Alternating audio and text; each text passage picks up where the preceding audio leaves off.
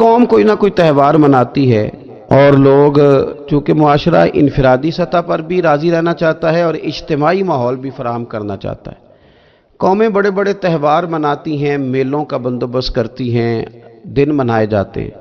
اسلام کے اندر بھی دن منائے جاتے ہیں، اور بڑی قریب ایک دن آنے والا ہے جسے عید الفطر کہا جاتا ہے۔ لیکن اسلام کے تہوار باقی قوموں کو یہ بتاتے ہیں کہ تہوار منائے کس طرح جاتے ہیں۔ تو سب سے پہلے تو یہ یاد رکھیں کہ اسلام کے اندر جب عید آتی ہے تو اس کا کوئی مقصد ہے، اور ہم نے عید کو کس طرح منانا ہے یہ سارا کچھ ہمارا دین ہمیں بتاتا ہے۔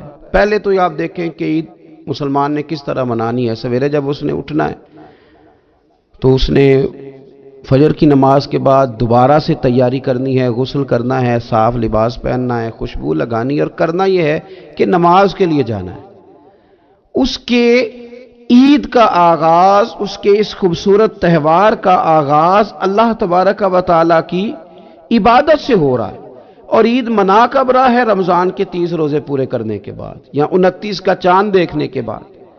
تو سب سے پہلے ہمیں یہ بتایا جا رہا ہے کہ جب تم عید مناؤ گے تو تم سجدہ شکر کے ساتھ مناؤ گے، اپنے رب کے ساتھ جوڑ کے مناؤ گے، اللہ تبارک و تعالیٰ کی عبادت کے ساتھ مناؤ گے۔ تو اس میں کوئی شور و غوغا نہیں، کوئی ریلیاں نہیں، کوئی جلوس نہیں، کوئی پٹاخے نہیں، کوئی گانا باجا نہیں، اللہ کی عبادت کے ساتھ بتایا جائے گا کہ تمہارا جو تہوار ہے وہ تہذیب کا، شائستگی کا، خوبصورتی کا، نظم و نسق کا ایک بہترین ذریعہ۔ تم بڑے راضی جب ہوگے تو پھر بھی تم اپنا ساری جھکاؤ گے رب کی بارگاہ میں، پھر بھی تم یہی کہو گے سبحان ربی العظیم، پھر بھی تم یہی کہو گے سبحان ربی الاعلی، پھر بھی تم اس کی بارگاہ میں جبین نیاز جھکاؤ گے کہ یہ جو تمہارے پاس عید کا دن آیا ہے یہ اجتماعیت کا دن ہے۔ آپ جب صف میں کھڑے ہوں گے نماز عید کے لیے تو کیا امیروں کی صفیں علیحدہ ہوں گی؟ غریبوں کی الگ ہوں گی؟ کیا پڑھے لکھوں کی الگ ہوں گی اور ان پڑھ لوگوں کی الگ ہوں گی؟ کیا قبیلوں کی الگ ہوں گی اور دوسرے قبیلے کی الگ ہوں گی؟ ایسا نہیں، ایک ہی صف میں کھڑے ہو گئے محمود و یاز، نہ کوئی بندہ رہا نہ کوئی بندہ نواز، صاحب و محتاج و غنی ایک ہوئے، اور تیری سرکار میں پہنچے تو سبھی ایک ہوئے۔ اجتماعیت کا اظہار ہے، اجتماعیت کا، عید کا پیغام اجتماعیت کا اظہار۔ اور پھر نماز عید ختم ہوئی تو سب نے ایک دوسرے کو گلے لگایا، غریب نے امیر کو، امیر نے غریب کو، پہلے ایک صف میں نماز پڑھی پھر گلے لگایا، چھوٹے نے بڑے کو، بڑے نے چھوٹے کو، سب ایک دوسرے کے ساتھ محبت کا رشتہ قائم رکھنے لگے۔ تو عید نے دوسرا پیغام اجتماعیت کا دیا کہ تم اللہ تبارک و تعالیٰ کی توحید کے نام پر، تم رسول پاک صلی اللہ تعالیٰ علیہ وسلم کی غلامی کے نام پر ایک ہو، ایک۔ ہزاروں قومیں وجود میں آئیں دہر میں خشک و تر کے رشتے سے، پر ہم نے بنیاد دوستی رکھی یاد خیر البشر کے رشتے سے۔ اور اقبال کہنے لگے اپنی ملت پر قیاس اقوام مغرب سے نہ کر، خاص ہے ترکیب میں قوم رسول ہاشمی۔ یہ جو نماز پڑھ رہے ہیں اور بعد میں گلے مل رہے ہیں، ان کا ایک ہی تعارف ہے کہ یہ رسول ہاشمی کی قوم ہے۔ یہ تعارف اجتماعیت کا درس، پیار کا درس، مساوات کا درس، چھوٹے بڑے کے فرق کو ختم کرنے کا درس، امیر غریب کی تفریق مٹانے کا درس، اس کا نام عید ہے۔ آپ یہ دیکھیں کہ کوئی بھی ہمارا موقع ہے نا تو اسلام نے اس پر کچھ تعلیمات دی ہیں۔ اگر آپ کو اللہ بیٹا دیتا ہے، بیٹی دیتا ہے تو اس کا عقیقہ کرنا ہے، دوسروں کو کھانا کھلانا ہے۔ اگر اللہ نے شادی کا موقع دیا تو سنت ہے ولیمہ کرنا ہے، لوگوں کو کھانا کھلانا ہے۔ اگر بڑی عید کا موقع آیا ہے تو قربانی رکھ دی گئی ہے، آپ گوشت کریں گے، اس کا ایک حصہ رشتہ داروں کو دیں گے، ایک حصہ غریب نادار لوگوں کو دیں گے۔ اور عید کا موقع آیا تو صدقہ فطر رکھ دیا گیا چھوٹی عید پہ، اور صاحب نصاب پر زکوٰۃ بھی فرض کر دی گئی جو بالعموم رمضان میں ہی دی جاتی ہے۔ رمضان میں زیادہ تر مسلمان دینے کی کوشش کرتے ہیں۔ تو اس سے کیا ہوتا ہے کہ انسان اپنی خوشیاں دوسروں کے ساتھ بھی جوڑتا ہے، وہ اکیلے خوشی نہیں منا رہا، وہ دوسروں کے ساتھ اپنی خوشیوں کو جوڑ رہا ہے، غریب کو کھانا کھلا رہا ہے۔ اور نبی پاک صلی اللہ علیہ وسلم نے فرمایا وہ دعوت بڑی ملعون ہے، وہ بڑی لعنت والی دعوت ہے کہ کسی نے دعوت پکائی اور صرف امیروں کو دعوت دی جائے، غریبوں کو نہ دی جائے۔ سیاسی افطاریاں کرائی جائیں، اور ولیمے پہ بھی اگر اپنے بیٹے کے بلایا جائے تو امیر امیر لوگوں کو، سیاسی لوگوں کو، بڑے لوگوں کو دعوت دی جائے۔ دعوت تو خیر والی وہ ہے جس میں چھوٹا بڑا امیر غریب سب شریک۔ تو عید کے موقع پر بھی یہ ضروری تو نہیں کہ ہم 6 جوڑے ہی بنوائیں، 3 جوڑوں سے بھی گزارا ہو سکتا ہے۔ اس طرف بھی تھوڑی توجہ کر لیں کہ جس گھر کے اندر 1 جوڑا بھی خریدنا مشکل ہے، یہ کوئی ضروری تو نہیں کہ 10 جوڑے ہی خریدے جائیں، 2 پہ بھی گزارا ہو سکتا ہے۔ 3 جوتے لینے کی بجائے 1 سے بھی عید گزر جاتی ہے، لیکن تھوڑی سی توجہ اگر غرباء کی طرف بھی کر لی جائے، مساکین کی طرف۔ یہ کل پرسوں خبر آ رہی ہے کہ ہمارے پنجاب میں ایک ایسا شہر بھی ہے جس میں باپ نے صرف اس لیے اپنے بچے نہر میں پھینک دیے ہیں کہ انہوں نے عید کے لیے کپڑے مانگے تھے۔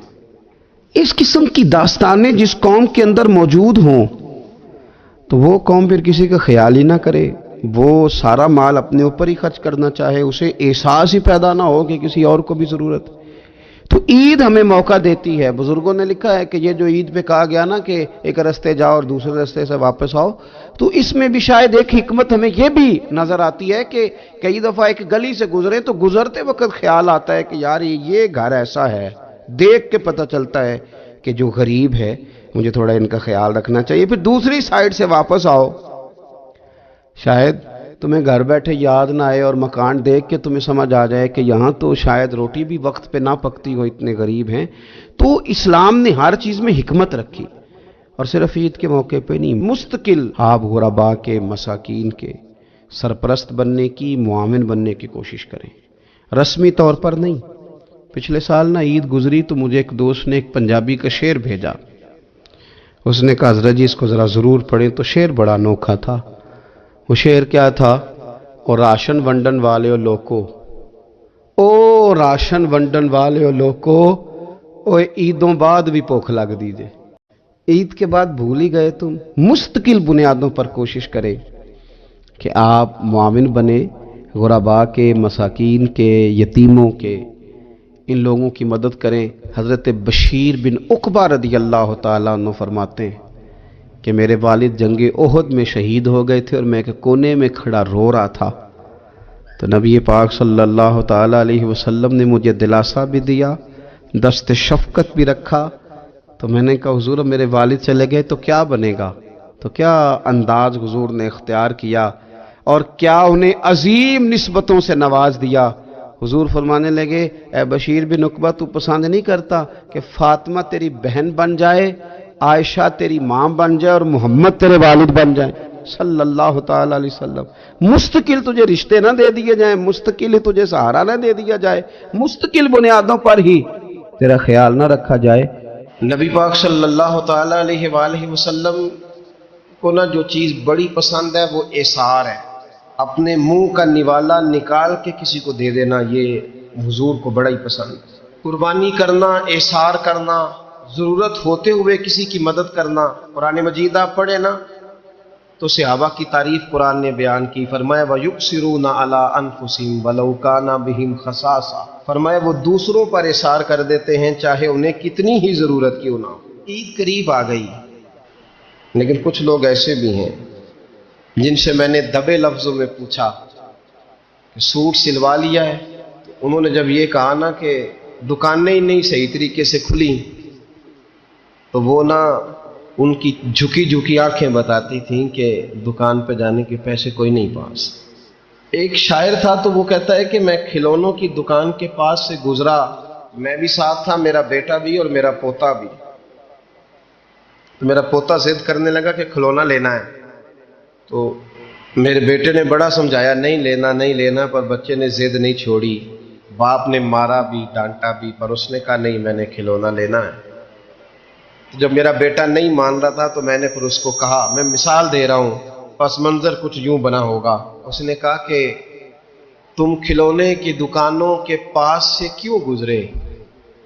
یہ بچے کی ضد ہے، یہ سمجھوتا نہیں کرتی، یہ بچوں کی ضد ہے، یہ سمجھوتا۔ اور وہ آج بھی دوپہر میں بچوں کو سلا دیتی ہے اس ڈر سے کہ گلی میں پھر کہیں کھلونے بیچنے والا نہ آ جائے۔ صرف میری گزارش اتنی ہے کہ 3 जोड़े बनवाले वाला एक बनवा ले, और थोड़ा थोड़ा ना एसार का जज्बा, गरीबों का ईद पर खुसूसी ख्याल। अमीरों ने सारा महीना गोश्त खाया है और बड़ा दब के खाया। जो नबी पाक की उम्मत से प्यार करे ना, रसूल पाक उससे बड़ा प्यार करते हैं। इस तरह करना, ईद पे गोश्त का आर्डर देना, लेकिन एक दिन अपने घर पका लेना और कोशिश करना कि दाएं बाएं जहां गोश्त नहीं ना जाता, थोड़ा थोड़ा वहां भी सिर्फ छोटे छोटे खर्चे अपने कम करके, तो वो फिर भी जेब में नहीं रखने, वो थोड़ा सा ना इजहार इस ईद पे बड़ा जरूरी हो गया। हाँ, कुछ हैं ऐसे ही खाते। अब यकीन करें, गांव में फिर भी कुछ लोग ऐसे हैं जो ख्याल कर लेते हैं। शहरों में चूंकि हम एक दूसरे का हाल भी नहीं पूछते, आज भी गांव में कुछ कच्चे मकानों वाले अपने हमसाये के घर फाका नहीं होने देते।